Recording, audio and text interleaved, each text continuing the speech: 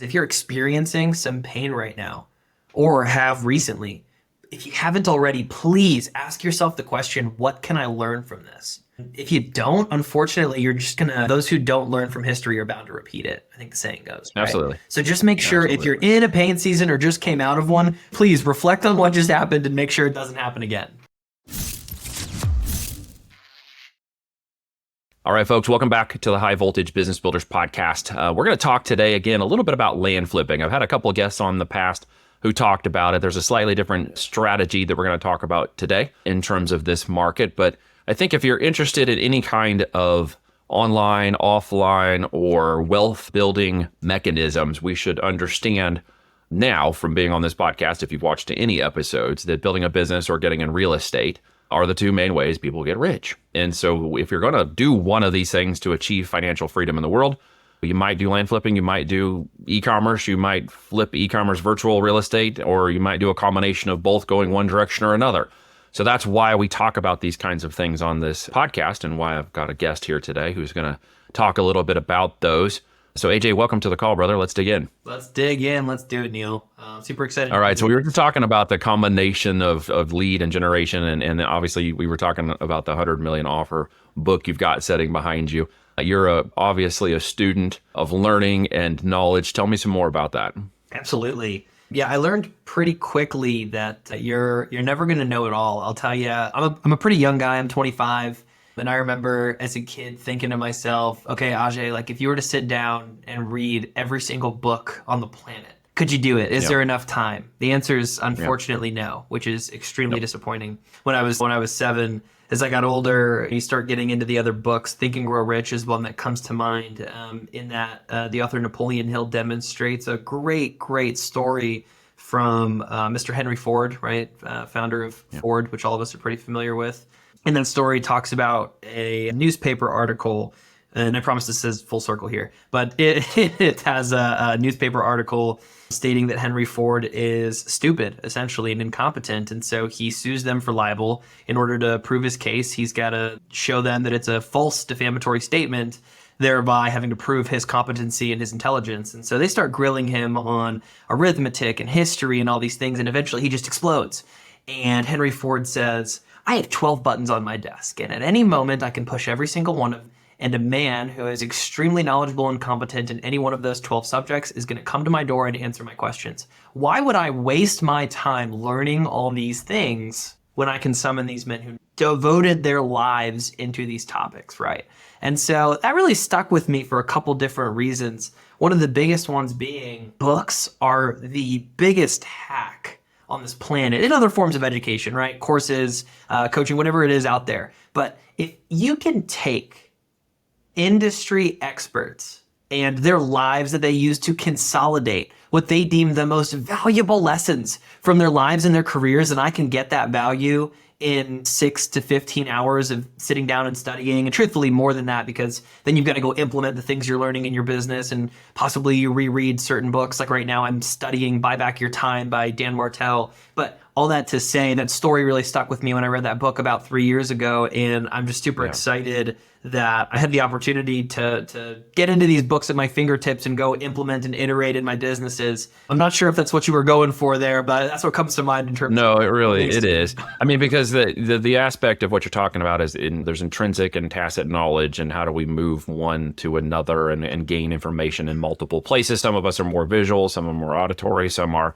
can read and learn, and then most people need some combination of that to actually gain knowledge and learn. And you've learned for yourself, there's different ways of gaining that knowledge that you can actually take and execute. Many people need that one-on-one support. Many people need that guidance. And it's tough at times because we know the world is full of scammers, and we know that that's a big thing. If you mention, well, I coach people on how to do XYZ, all of a sudden they're like, well, are you a scam? Yeah. But it's like, well, no, not everybody who does what they do is a scam. Right. And not everybody can manipulate in some way, shape, or form. It's not really the truth of it all. It's easy to get caught up in that because you try to instill value and knowledge.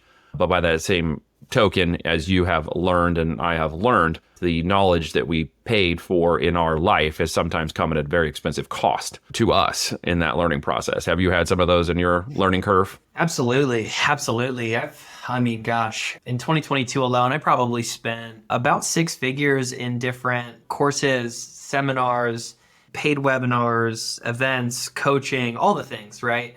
And if you do enough of anything, unfortunately, you're just going to get burned a couple of times. Well, you like business, right? We were laughing about this the other night because I was talking to my kids about business around the table. And I said, look, if you've been in business long enough, you're going to find an enemy. Absolutely. You're probably going to get sued at least once, maybe twice if you're trying hard enough. And then someone's not going to like you. It's just the way that it works, right? Yeah, absolutely. Nature of the beast. I will tell you, again, I'm young. I'm still green in the lawsuit world. I've not been sued yet, knock on wood. I just know it's coming. Keep pushing. Yeah, exactly. There's a good Gary V quote. Anybody that doesn't know Gary Vaynerchuk, get on the internet. He says, if you aren't pissing people off, you're not marketing enough. Is that language okay here? No, that's okay. No, absolutely. Yeah. He's right to a degree. It's not because you're trying to create inflammatory responses out of people. It's not like you're trying to hurt people with what you're doing or you're trying to manipulate them. Really, at the end of the day, if you're doing a great job and being, honest and acting in integrity, it's just somebody is just not going to like you. And you got to put your big boy pants on, as my girls say, in their world, because I have girls in my house. Is put your big girl panties on and get out there. Which I still that sort of works both ways, I think, in today's world.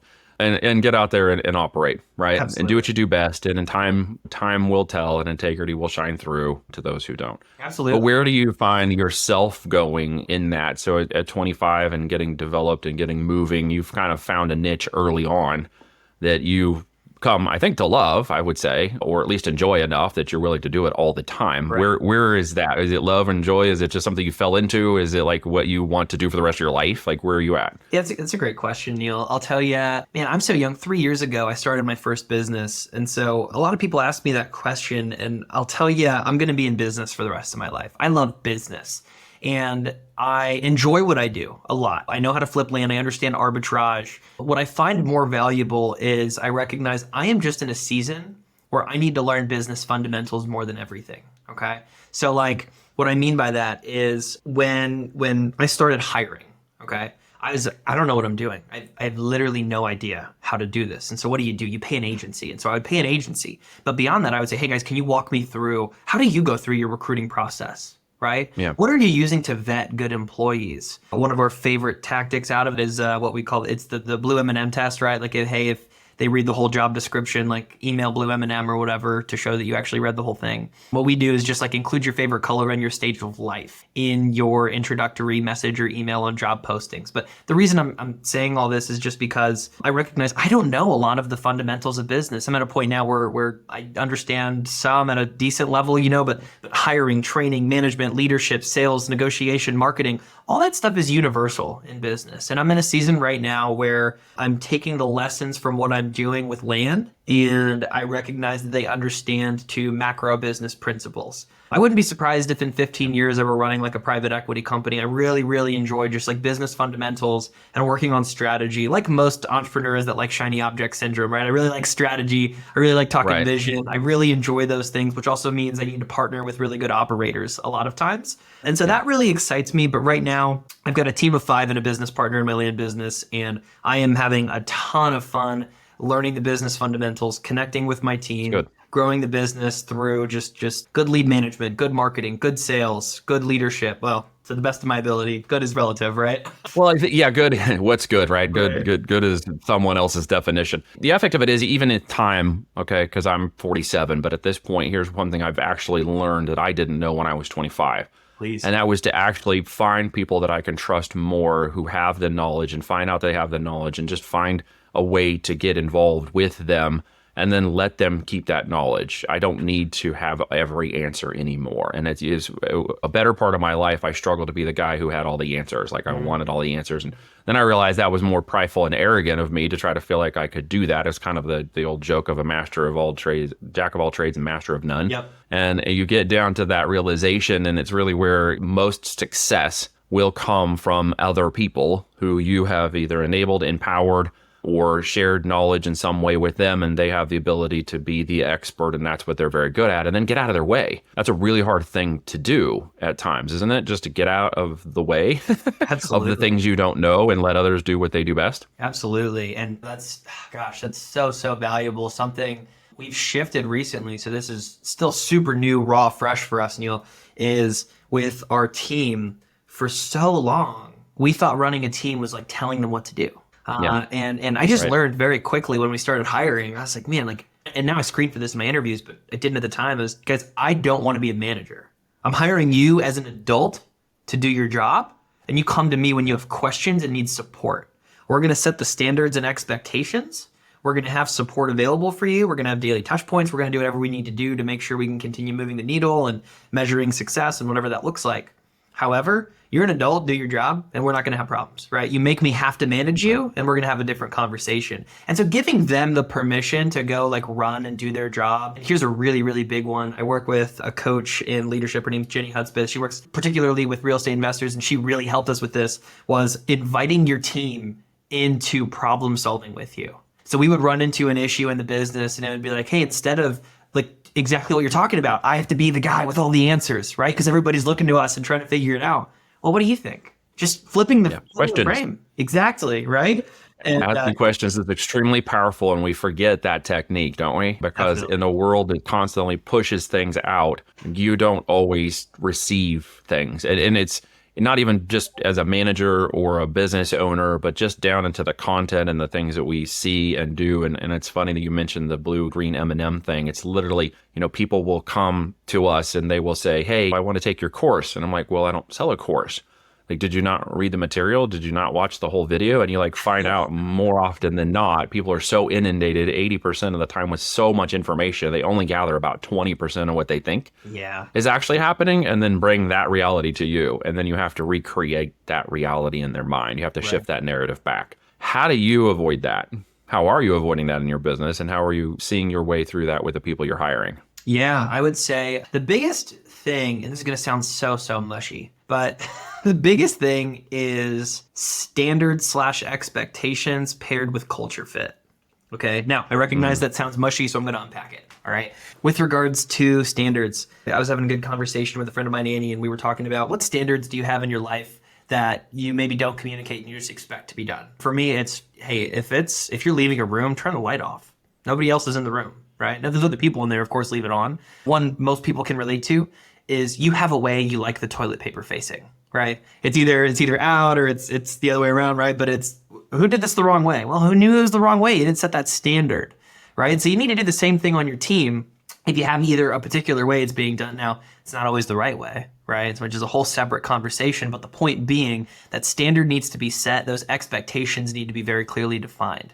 There's a really, really good, I know we've got $100 million offers up here, really, really good Alex Hormozy video about when employees aren't doing what you expect them to do. He's kind of got this like triangle he defines, and I'm drawing a blank on what all three of these pieces are, but it's expectations, it's training, and maybe management. Motivation. I think those are the three things of why employees do or don't do something. Did they know they were supposed to do it? Did you train them correctly on whether they're doing it? Have you incentivized them correctly to get the thing done, right? If you focus on those three things, people will do what you want them to do as long as you've got the right person in the right seat, which we're blowing through all this in like a 90-second description. That is a very, very like dense topic. You and I could sit down for 3 hours and unpack, you know what I mean? Yeah, there's a lot to that. I simplified it by simply getting rid of employees.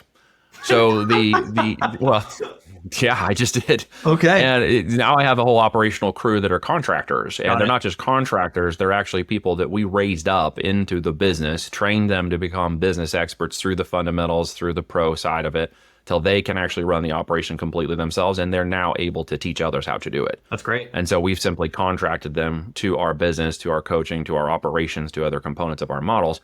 And they're kind of like hired guns who already were subject matter experts because we trained them to become it, and then they did it. So now I don't have employees, I have hired guns. So when I say I'm not the smartest guy in the room anymore, I'm literally not the smartest guy in the room anymore. That's great. I don't get to mess with some of those things, and I don't touch base with them on like, what's your 15 minutes objective this week? It's like I watch them work in their objectives, and they don't need me to micromanage them. That's awesome. Right? You talk about being at the macro level. The macro level was installed at the brand. It was installed in their willingness to get in with us and work alongside of us until they became more than apprentices. They became business people. And at the end of that, they do what they do. And it takes a long time and a lot of time to dedicate to people in order to make that happen, doesn't it? Yeah, absolutely. Absolutely. Yeah, and you can do the same thing with employees. You just have to remember that in our mind, there's a lot of things we realize that we put on people that aren't really true. Like, you could call someone an employee, but you can't make them loyal to the company. Correct. Right? You can't make them loyal to the brand. You can't make them loyal to what you're doing. Absolutely. The goal first is to do the diligence and long enough with them that they become sort of instilled in the idea of the brand to the point that they want to sell you, that the business they can do is better than you hiring somebody else. And then you give them a chance to find out if that's true. And then you fire fast. Right. Absolutely. Like the old adage of take a long time to hire and fire fast. Hire slow and fire fast. Okay. Right? Yeah.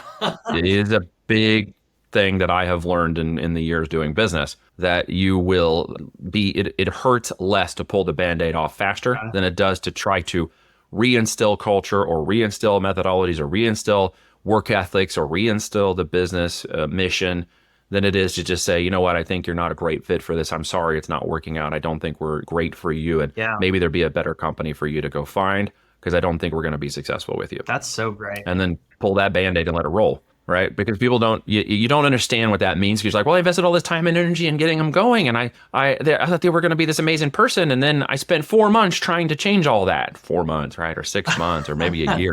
In the meantime, everybody else who's already there is like, why is this loser still around? Right. Why? They're dragging the culture down. They're dragging the environment. They're dragging the productivity down.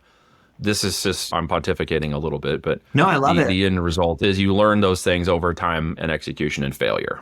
Yeah, right? Absolutely. And I just want to touch base on that culture piece. I mentioned it earlier and forgot to drive to it. Like, number one, we are anal about culture with who we hire in-house. Then you're mentioning contractors. Obviously, the way you're running your business, it's super important that these business people, as you called them, fit in that culture, right? And I think it's Traction by Gino Wickman says culture and core values are what you hire and fire based off of. And so like in our business, the 3 core values we live and die by, they're a little mushy. Again, that's like what they are. But anybody that's ever created an organization realizes that like if you don't proactively create the culture will be created. You just didn't set the tone, right? It came to be. And you so didn't for us, set the tonality. And that's where that overarching basic direction, and as the guy, the CEO, the leader of the company, is supposed to kind of set the cadence for the culture that then will eventually weed itself into a direction you hope or pray or drive as much as possible. Exactly. And so like for us, it's we're dependent on dependability is number one. So can I count on you? If I can't count on you, it's really, really hard for us to work together, right?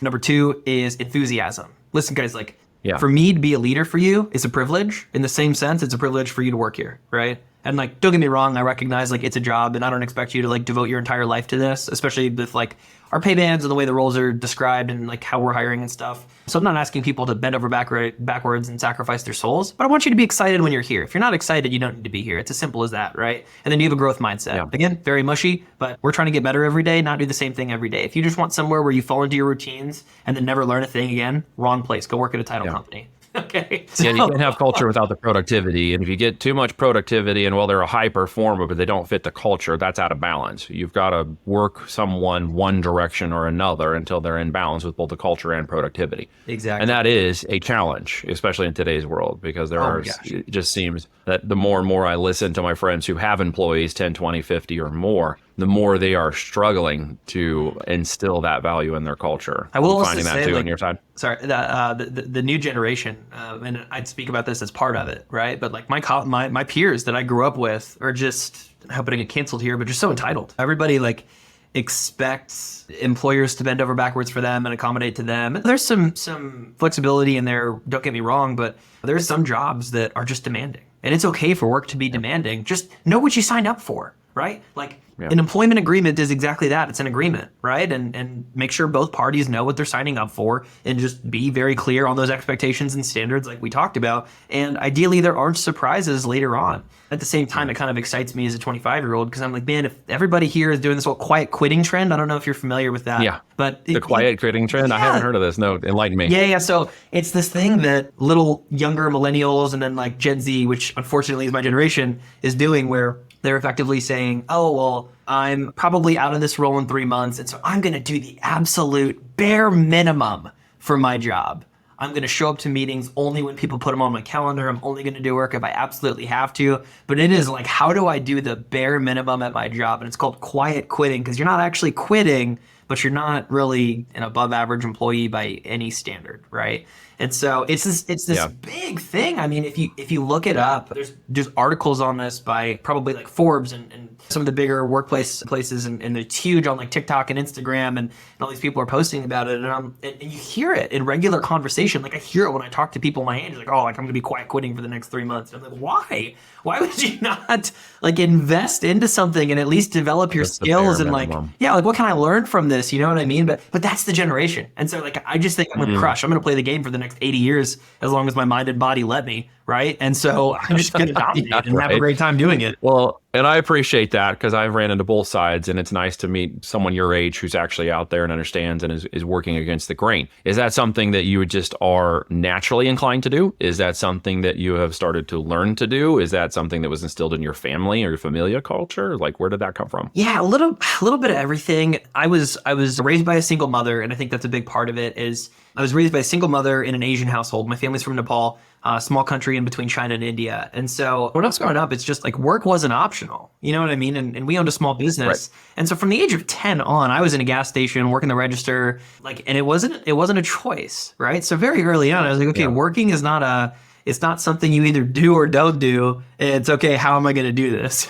And then when you become an adult, I mean, you're effectively needing money in some function. But I think the fallacy people fall into is that you like have to trade your time for money, essentially, is like the easiest way to boil that down, right? Robert Kiyosaki, Rich Dad, Poor Dad. I think that's a pretty familiar topic to everybody. And so anyways, at a young age, though, I saw modeled for me that work wasn't optional, that you showed up regardless of good days or bad days, which I think is so valuable. So valuable. Like, you don't think I want to take a mental health day? You don't think I have days where I'm anxious or depressed or feel like garbage? Right? Who isn't it, dude? That's just life. We all experience it. It's life. You got to figure out how to show up and control your emotions, and you're going to have bad days. It's just a function of being a human, right? And so, pretty much. We don't all walk on water, dude. There was only one person that did that. Yeah, exactly. No, you have to. And entrepreneurialism, it's always a fun word to say, it is a roller coaster. Yeah. And we all have it, even if we've been at it for 20 years. At the end of the day, there are just moments in time. There are windows in time. There are even weeks, sometimes even days where you're just like, wee. And then the next day you're like, oh, I suck. And all the world, I hate all the world. Then you're like, wee. It's like, it's not for the faint of heart. If you don't like roller coasters, you probably don't want to be an entrepreneur. Absolutely not. Absolutely not. If you're looking for stability, you're in the wrong career. I can't tell you how many entrepreneurs I talk to. And that's a big reason I think these recurring revenue businesses are so sexy right now. Is like, especially like Russell Brunson has caught on huge heat over the past 10, 15 years with what he's doing with ClickFunnels and everything else. And I think he's brilliant and a great marketer. But I think a big allure of what he teaches is, hey guys, you can run these small membership businesses where you get this recurring revenue. And it's so sexy because you have that stability, right? But if you just commit to the process, like I recognize I'm going to have feast and famine. I've already been through a couple of waves of it, only being in business for a couple of years. So now, thankfully, I got hit kind of hard when interest rates went up and everybody was scared of everything. And so cash just wasn't flowing and all my money was in land. And so I just put all my chips in and it wasn't a great move. But now I'm a little bit more risk adverse in the way that, okay, let's set aside some cash for living expenses, right? Okay, I can live off 2 years of savings if I do this, and I live pretty modestly. And I don't do anything crazy, Neil. I make more money than most people my age, but my expenses are pretty low generally. I mean, I own my car and I rent a house and I don't do anything super extravagant. I like to eat out. That's probably the most expensive thing I do is I enjoy a good dinner every now and then. But well, I mean, unless you're going to be a cook, that's okay. Right? But what you've kind of experienced is, and I will redefine something I said a second ago only to clarify. When I say entrepreneur, what I really mean is someone who's still in the process of establishing a business or a line of service or a thing that will they'll stay within that framework probably for the rest of their career to some degree, which means you're a business owner. There's a difference between entrepreneur and business owner. If you say there's a serial entrepreneur, it's typically somebody who's either investing or growing up companies repeatedly in a process of repetition, where those of us who've kind of figured out what our lane is, where we're going to stay, and then we can be creative within that lane, we're business owners. Right? It changes. And I think so many people misuse the word entrepreneur because they think that that's where the glory is. And actually that's where all the risk is. Yeah. At the end of the day, right? Once you establish those boundaries, like you have been establishing, you just named some boundaries that you have decided where your risk is in your life, you're going to have more reward because now you have wisdom. you took knowledge through execution and have become more wise. And the fact is, you've risked something to get there. And if anybody's listening to this call today, you can't jump from a job or one other thing into full risk and not try to see the forest through the trees. You must understand there is risk in that. There is no guarantee. The reward comes through work, and it will have highs and lows, right? No matter what you do. You don't win the lottery in business. The lottery grows over time. Right. And I think so many people think if I just start a business, I'll win the lottery. That's not how it works, right? Definitely not. And I think just to add a couple of things here. Number one is if you're in, Steve Harvey has a good quote. If you're in hell right now, keep going. Why would you stop in hell? But yeah, the country's talking about that too, I think. Oh, really? Even yeah, the one if you're going through hell, keep on going. Okay. Even beyond. Oh, you gotta listen to country, man. Come on. I do listen to some. I don't know that song. Okay, I know newer country. We gotta get more educated. Yeah, I gotta. No, it's okay. We gotta get more educated, more culture. I'm on it, man. I live in Texas now, so I gotta brush up. Yeah. Dude, yeah, absolutely. Particularly the Ray Dalio, Bridgewater Capital, right? Big hedge fund guy. He's got this really good formula, if you will, where he says pain plus reflection equals growth.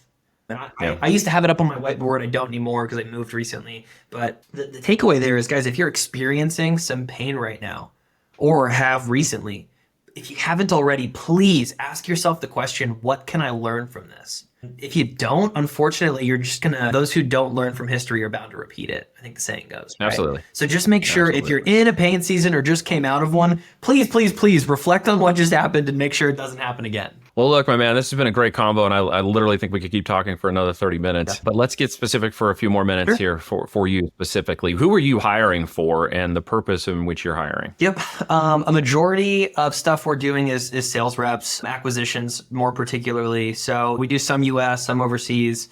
We've got a couple of Filipino VAs, one from Nicaragua, and then 2 in the U.S. And then I've got an EA. And so those reps, though, are folks that are in some level helping us buy property is the easiest way to say it. So somewhere in the acquisitions pipeline, they are focused in buying property. When I mentor some folks and kind of, again, focus on fundamentals, that's primarily who we're hiring. Those is, I would say, salespeople. That sales is big, and more particularly, we're buying, but it takes a sales and negotiation skill set in order to buy effectively. Yeah, that's good. And so land flipping and business, I mean, are you acquiring businesses or you're just acquiring the land as a part of your business, just to get clear? Yeah, no, just flipping land as a part of my business. I would love to get into business flipping down the line. I think that's my pie in the sky place to get to in 10, 15 years. It's not anything I'm taking actionable step towards right now. Right now, I'm just really focused on what business fundamentals do I need to learn. Absolutely. And land flipping is a vehicle that's proved to be lucrative right now.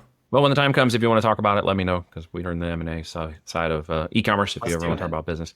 But like you said, fundamentals of business across the board, whether in land or e-com or in finance or whatever, at the end of the day, it's a numbers game. It's business.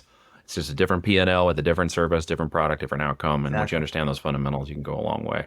And you're well on your way to doing that, AJ. So I'm really great we had this conversation. I'm glad we had this conversation. It was a great conversation. I sincerely appreciate you coming and joining me. Likewise, Neil. This was a pleasure. All right, my man. Good job. That was awesome.